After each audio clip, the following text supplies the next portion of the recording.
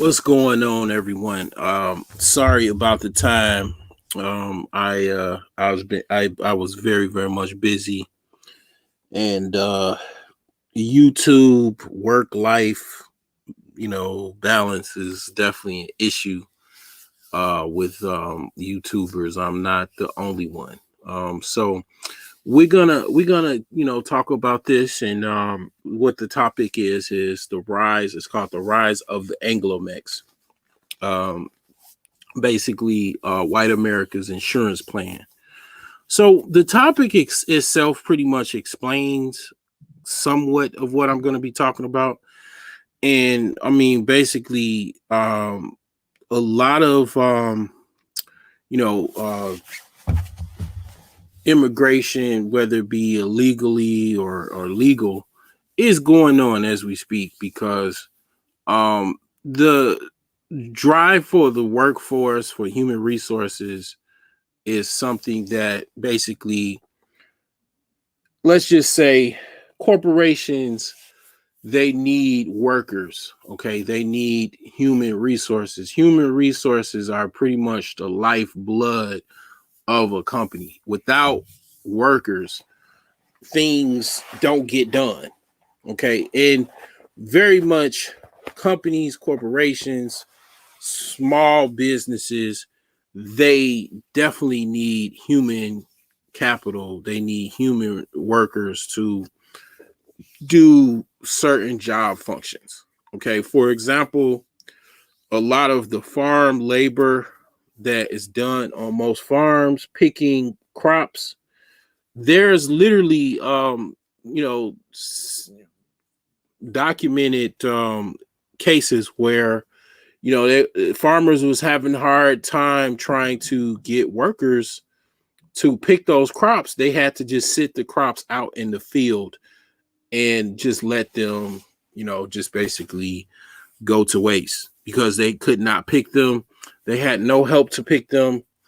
The local workers that are, pretty much American citizens, they did not want to do the work. They could not find them to do the work. And then also, they can't pay them, a standard wage to actually do the work because the costs involved, as far as the profit potential that they would make, would be pretty much taken away if they paid them, let's just say, $15 an hour to pick strawberries. Okay. So in those cases, they need not only farm labor, basically illegal immigrants to do the work because they need to pay them a low wage.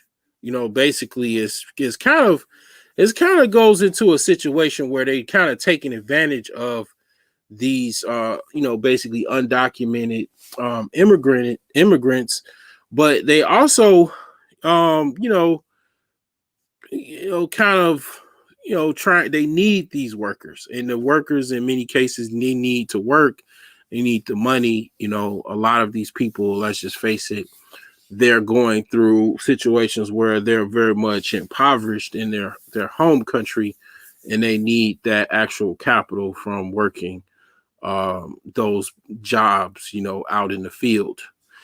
Now, I'm not gonna just be talking about this. I'm gonna show you actually what detailed information is. I'm not just gonna be just having a soundboard. Let me set up first. I'm going to set up a map of ancient Mexico. Okay, just so you can, in case your history books did not give you a history lesson, we're gonna give you a history lesson of, you know, American history pre-Civil War. Okay. So this is a map of ancient Mexico. So as you can see, it stretches pretty far up, past modern day Mexico. So basically, ancient Mexico was California, Nevada, Utah, Wyoming, New Mexico, Texas, Arizona, and parts of Oklahoma. So, um, if not the entire Oklahoma, so that that Southwest, basically the Southwest, very much Mexico at one time. So, okay, they what happened? Okay, why did Mexico lose that land? Okay, why did they lose the map, their territories?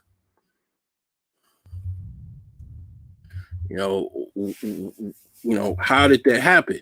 Okay, one would come to mind is that basically, you know, you have what's the actual battle, where Mexico had these they had these guns, you know uh these guns, these machine guns that were really really fast. Can't think of the name of it, but it's pretty much the modern gunnery that you see that is very similar to this is on your naval ships, where they actually is the same type of concept. It's called the Gatling gun. It's the Gatling gun. So basically they had these Gatling guns that they could fire off real fast, and they mowed down the settlers that were coming at war with Mexico, because basically the Mexican American War, that's basically the Treaty of Guadalupe. They lost those territories due to losing that battle. Okay, so that happened in 1846. They pretty much had territory disputes, and even though I'm talking about the Alamo, remember the Alamo, right? They lost. The Americans lost that war. I mean, not the war, but they lost that battle in the Alamo, and basically, they left, and some people got away, and then they called the cavalry. I mean, they called because the United States at that time, this was before the Civil War. They were still very much. You had the South, you had the East, you had the North. They were still somewhat connected. Okay, so they just pretty much rallied the troops, and then they went straight to the Mexicans. Okay, they went straight to the Mexicans and went right in their backyard. They had black people were involved in that. Called the Buffalo Soldiers. Okay, they basically they put the Mexican in the same category as the Indian. Okay, they charged them by whatever scalp that you collect. That was what basically they used. Pretty much however many scalps that you collect, you get money. And people were starting to basically, it was kind of like a situation where it was kind of pretty much like genocide, where they catch them, they kill them, cut their head, their scalp off, and they would give them some compensation for getting that scalp. Is very much cold blooded. War. It goes that way when it goes. So after all of that, um, like I said, after the Alamo, they rallied the troops and they went right to Mexico's backyard, and all of those territories, and then they, you know, ultimately won. They were, outmanned, outgunned, outnavied. Uh, you know, they lost the war, and then the Treaty of Guadalupe they annexed all of those territories where you have now California, Nevada, Utah, Wyoming, even Oklahoma, Texas, New Mexico, Arizona. All of those territories were once Mexico. So the thing is that I say all of this to say, I mean, hey, could this be, kind of very similar to the chickens coming home to roost? Could this be a situation where, that through kind of peaceful measures to a certain extent, um, you know, that just kind of, this is one way they're kind of marching back into their own territories. That's the argument that I'm prefacing. Okay. But you got other people that kind of are wanting them to come in. Okay, let's just say, let me go up, open up, share an article, and I'm going to talk about why they want the Hispanic population, because it's not just Mexico. You have South America, you have this Guatemalans, you have Belize, you have all of these parts of South America that they use Mexico as basically a point of entry into the U.S. And they actually want these immigrants to actually come into the country. Okay, they very much want them to come into the country because these workers are very hardworking, and in a lot of cases they're easy to deal with because they have a certain reputation of actually being a good worker, and also will listen and then show up on time and stuff like that. So these companies, they actually want them. Okay, they want more of them, and if they can get away with them, they would get away with more with them because like I said, more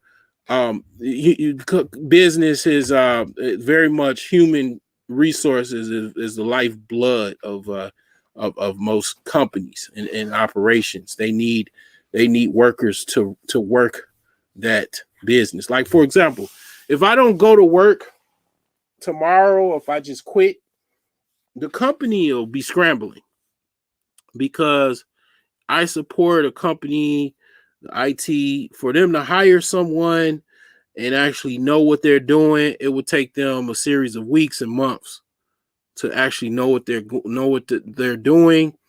It would be a big log jam if I stopped working. If I literally just said to, what, I'm not going in ever, they will get themselves together, but it will create a log jam that they would need to get somebody right away to take over.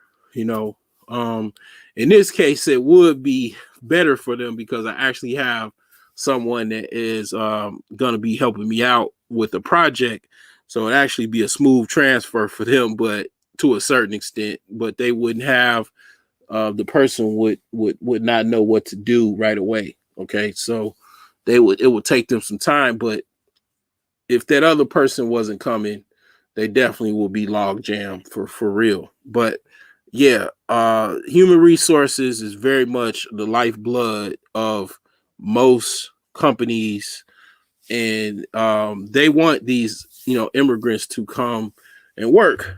So this reads, jobs Americans won't do. It says the majority of illegal alien workers and low skilled immigrants hold jobs in service, construction, and manufacturing, but native born Americans hold the majority of these jobs within each sector. The Pew Hispanic Center also estimates that only 4% of illegal workers in the United States in agriculture work in agriculture. 7 million illegal aliens hold non agricultural jobs in the U.S. According to the Pew Hispanic Center, there are approximately 8.3 million illegal workers in the United States. Only 4% of the legal workers work in agriculture, where most laborers are foreign born, and employers have a legal guest worker program, the H-2A visa, to supply all the seasonal labor they need. Nationally, 25% of 1.4 million crop laborers are U.S. citizens. Okay, 21% are legal immigrant workers, including H-2A workers, and 53% are illegal workers. Okay, according to the National Agricultural Workers Survey. In the Midwest, 48% are citizens, 23% are legal permanent residents, and 29% are illegal workers. Okay, it has a breakdown here. It says the majority of illegal workers hold service, construction, and manufacturing jobs. So they say 77.7% of the 7.75 million workers in food preparation and serving jobs are native born workers. Does not include legal immigrant workers. It's harder to get a job at McDonald's than it is to get into Harvard. This is the second time I've heard that about it's harder to get a job at McDonald's than it is to get into Harvard. That is very interesting. Um, it says 65.8% of 5.38 million workers in cleaning and maintenance jobs are native born workers, and 74.5% of 7.5 million workers in construction and extraction jobs are native born workers. 75.9% of 7.63 million workers in production jobs are native born workers. So they're saying that majority of workers are still native born US citizens. So it's out of, I guess, 75%, it's like 30% or 25% that are still illegal immigrants, but most of the jobs, like 75%, are still from US citizens. Okay, so basically, the thing about it is, when it comes to these jobs that need to be filled, a lot of these companies don't care. They don't care about if they're illegal or not. They want them to come here. Like I say, they'll do whatever they can. They get caught. Like, for example, I work for Coke Foods. Coke Foods, that's the same Coke Foods that got caught with illegal immigrants in Mississippi. They raided the Mississippi Coke plant, and they had a bunch of illegal immigrants that were working in there, and it created a vacuum where the company, they had to scramble to figure out who can they replace these workers with. And of course, I'm sure they had to pay any type of fines that were involved with that. But they had actually a situation where, from what I heard, the people that lived in Mississippi, they were able to work those jobs. Now, and most of them were African American. Okay, because the thing is that a lot of white Americans, kind of complain about illegal immigrants taking their jobs. Well, I have to say that it's not so much white Americans taking their jobs. It's also black people that are definitely being, taken, those jobs are being taken from, as far as competition. It's not so much they're taking, it's competition. Okay. There is competition in the workforce. Okay. But, definitely, that when it comes to an illegal immigrant, I understand the point. I mean, well, you're supposed to have jobs for your U.S. citizens. Why are you bringing somebody from another country that's here just by proxy of, illegal immigration, and I can't get the same job? It's kind of like, you know, they looking at it like a slap in the face. But the thing is that a lot of the workers, they're not saying that when it comes to picking strawberries and grapes, because they don't want to do that. A lot of those jobs, like I said, they go unfilled because people don't want to do it because it's low pay, long hours, backbreaking work, and a lot of times the illegal immigrants are the ones that actually have to do it, and they got special visas for those workers, the H-2A visa. Okay, a lot of times when I do these presentations, I ended up learning something. Well, I learned that I never knew there was an H-2A visa. Okay, so now you have it.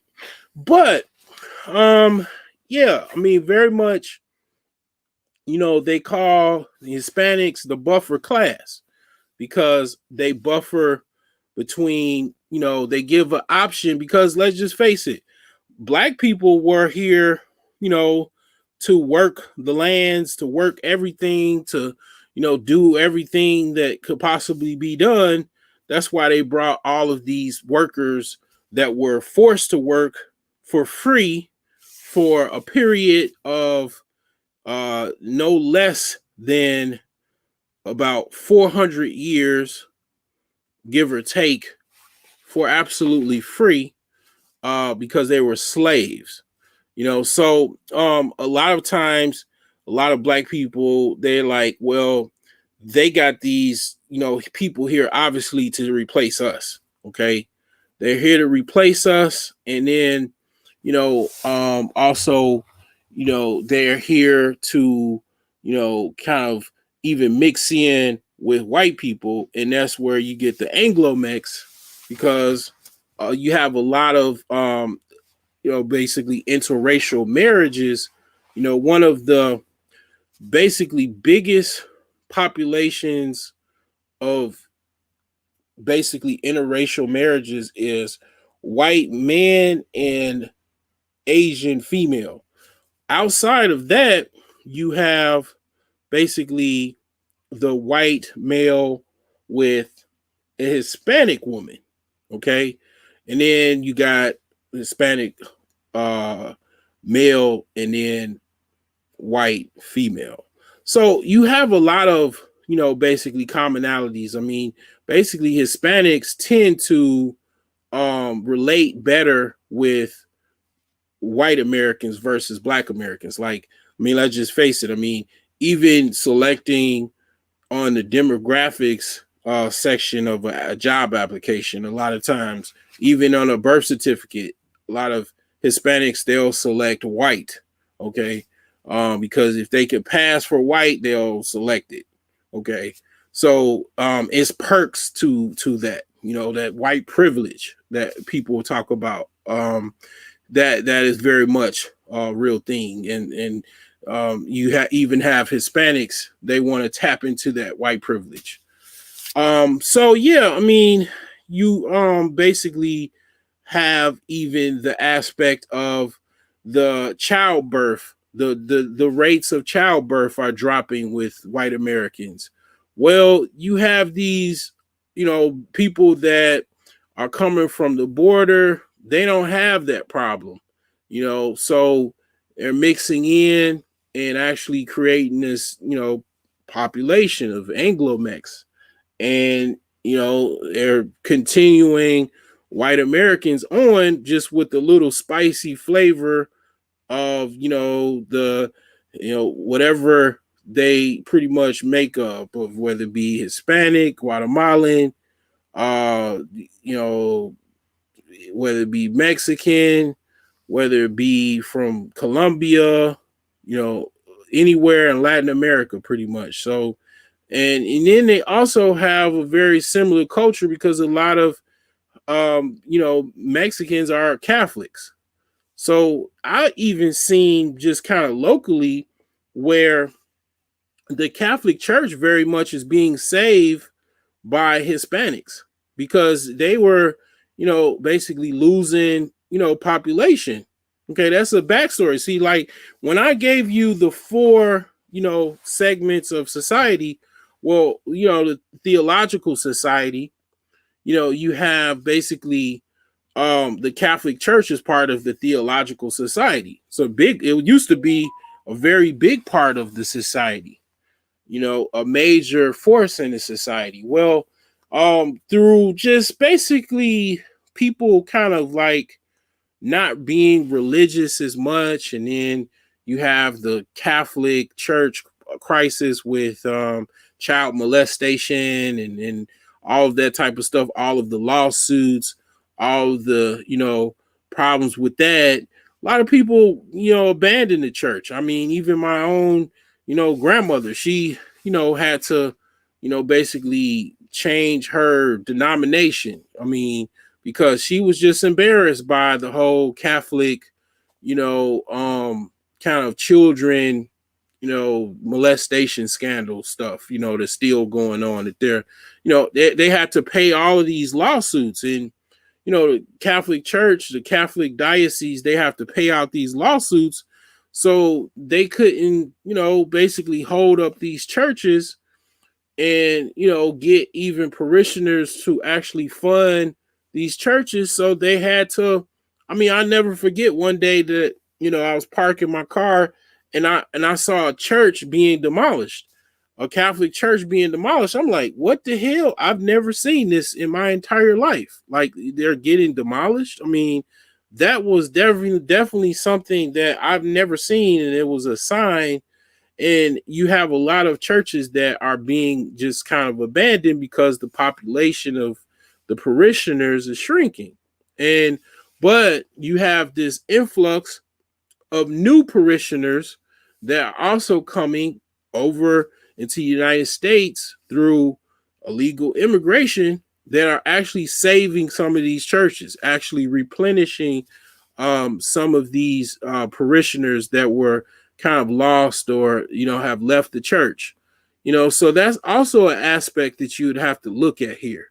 Okay, because like I said, a lot of his Hispanics are Catholic. Okay, if you look up the demographics of the religions of all of these different countries, from like I said, Guatemala, um, you know, Mexico, Colombia, Brazil, all of these different countries, a lot of them is very, very strong in Catholic, Roman Catholic church, right? Because it comes from, Spain. Okay. So, Spain and Portugal is very much, very Catholic as far as their religion. Okay. So, they carried that with the conquistadors over to, South America, Mexico, and different parts, different islands.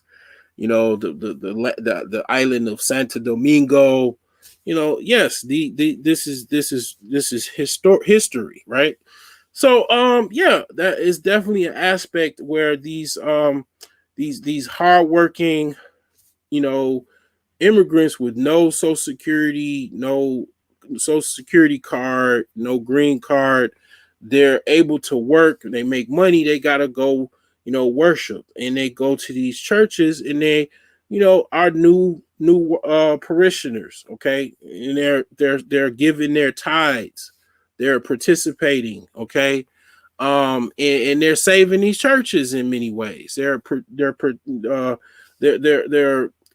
helping, keep these churches afloat, keep this afloat, so that's definitely one aspect that others, might have not be talking about, but I don't leave no stone unturned if I can help it. So furthermore, we're going to talk about the population. Okay, for me, I already know the secret plot. The broke genius already knew the secret plot 10 over 10 years ago. Okay, going to school. I'm just painting a picture. Going to school to be a social worker. I'm going to school taking. The plan was to get a degree in sociology, so I took quite a few classes. And in the actual textbooks, I remember reading in 2000, 30, 40, 50, the Hispanic population will be the majority by such and such date at such and such time. I already knew the secret plot because I was going to college and it was in the books, right?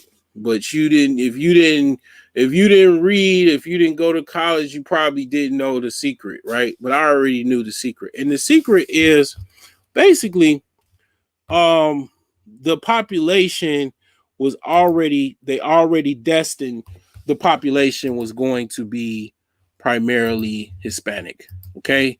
So let me share my screen again and show you. This is from basically the census.gov, the US census.gov here. This is basically Hispanic population to reach 111 million by 2060. So right now they have it starting at 2017, 2020, 62 million, and just rising and rising. Now I remember just off of what news reports and stuff was talking about. I'm gonna put that picture there. They already they said, I remember this report years ago that 1 out of every 4 kindergartners is Hispanic. Okay. That was years ago. So if that is the case, this was like 5 or 6 or 10 years ago. I don't even remember when the report was. You got to imagine, okay, they're going to get older. They're going to start having children. So instead, in 1 out of 4, it'll be 2 out of 4, So like I say, you have a population that is just having dogs and playing video games and basically being a Toys R Us kid. And then you have others that are basically, going out, dancing, having a good time, enjoying their woman, having a family, reading their Bible, going to church, working hard, starting stable families, getting married, and everybody else is non-competing. Okay. Well, the competitors are going to have children. They're going to continue populating where everybody else is, playing PlayStation. Okay. So, anywho, this is the picture of that population. They say by 2060, the population be 111 million. Okay. That's only 40 years from now. In case you didn't count, actually 39 years. Okay. So they're definitely not playing. Okay. Now, I'll say this, my thing is, this is what I do know. This is just from my observation of things as far as when it comes to just dating and mating Hispanic women. I've not been. I've been with a Puerto Rican woman, very very, very nice, but she was at the time, I think, like for the streets, but I was young. I had a good time, but I let her go. But the thing is that very much I like Hispanic women because one of the things that I like about, let's just say Mexican women, a lot of Mexicans, they don't understand their lineage from just basically how the world was thousands of years ago. Very much Mexicans are very much indigenous to the Americas. They are Indians. Okay. different tribes and stuff like that. So very much the world was not just people have some of the smartest people or so quote unquote smart people, they even have this idea that America and everybody was just in one place. Everybody was just in one geographical location and they just walked around in circles and they just ate and hunted and everything like that, and that was it. No, people had boats. People traveled. They didn't have planes, but they traveled with boats.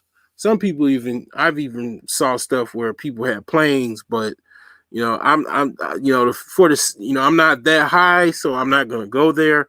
But the thing is that I'm not high at all. But the thing is that the planes was non-existent as far as the best of my knowledge. It was just boats. So people traveled the currents of the winds of the trade winds, and very much everybody traveled just about. Okay, primarily the Africans, they traded and traveled all across the world. Okay, um, everybody pretty much traded and traveled across the world. A lot of you guys, if you start watching Game of Thrones and yeah, just Game of Thrones kind of goes into how things were. It's fictitious, but it's very much kind of like it goes into how people were like 1,000 years ago or whatever. I mean, people pretty much traveled and moved around. So I say all of that to say basically, you had Africans that actually went to Mexico, went to the Americas. They traveled. There's very well documented, historical, basically footnotes that showed that certain, traders from Africa, rulers such as Abu Bakari, he traveled to Americas to trade for copper because they found copper in West Africa. In West Africa does not have copper, does not have any copper mines. They had to get that from somewhere, and they got it from the Americas, the ancient Americas. And basically, you just gotta think. I mean, they didn't just go to travel and trade. They had a good time. They took, they pretty much ate, they drunk, they had sex. Yes, they made babies. They also had people that just stayed. They like, what? I like this place. I really don't want to go back to Africa. I don't want to go take that 3-month boat journey ride or canoe ride. I'm just gonna stay here and just raise a family. So it was, people pretty much already over there, right? So the Mexican woman, she has bloodlines from the Africans thousands of years ago, and then also even from the Moors that were in Spain, that those conquistadors, they came to, the islands of Santo Domingo and El Salvador and, South America. And they definitely, through all of their pillaging, they, conquested those lands and bred those women and brought that bloodline over into so both aspects of it, right? So I mean, basically, I'll say this. I mean, when I look at Hispanic women, primarily Mexican women, I mean, very much. I mean, it's very common for a black guy to get with a Hispanic woman, and then the child comes out, chocolato, or basically brown skin, because it's like basically you would think they would come out light skin, but it's very common. It was, I lived in an area where, pretty much in Illinois, where pretty much it's a lot of interracial couples, pretty much in the northern side, and I saw this quite regularly, and it was very interesting to see, and it was like basically um you pretty much you would think, oh, if I get his a Mexican woman, it'll come out like kind of like very light, but you'll be very surprised the actual genetics that cross over, so um the thing is this is what I take of it. Very much so, things are kind of going the way of how the winds are flowing. I mean, you definitely, like I say, I already knew about this. I knew about this over I want to say at this point over close to 15 years ago. I already knew this was in my textbooks that I was, basically in college. So this is something that basically is kind of like a final, kind of like you know, well, you took over my territories, white people that you know battled us and everything and took our territories, but we just kept enduring and kept moving forward, and these lands were ours, and we're going to get them back, however it means we're going to get them back. That's kind of how I see it, as far as as the history says. But I'm interested to know how you guys look at it. I mean, this is something, this is kind of tough. I know that I try my best not to be one-sided in any regard on this. I mean, I don't think I don't even have to make this 18 plus too much at all. So I don't really talk about matters when it comes to too much anything going into depth as far as isolating. I don't talk about geopolitics and stuff like that, but I just felt compelled to talk about this from a perspective of and then another thing that this is from what I heard from someone notable in the black manosphere, is that also the reason for the immigration kind of is that they want a population increase because it's vulnerable to being attacked. If you're not having children, that kind of opens the floodgates to an invasion. Okay, so yeah, I mean, this is all I have. Like I said, I've been trying to get this done, so this is actually done. So it's 43 minutes. I'm just it's not too long. So this is all I have for you. I'll see you on the next one. I'm definitely going to be talking about Taurus. Gonna wrap up Taurus. It's still somewhat early. I will be doing the zodiac Taurus. Okay, that's going to be very interesting. Okay, so look out for that coming soon.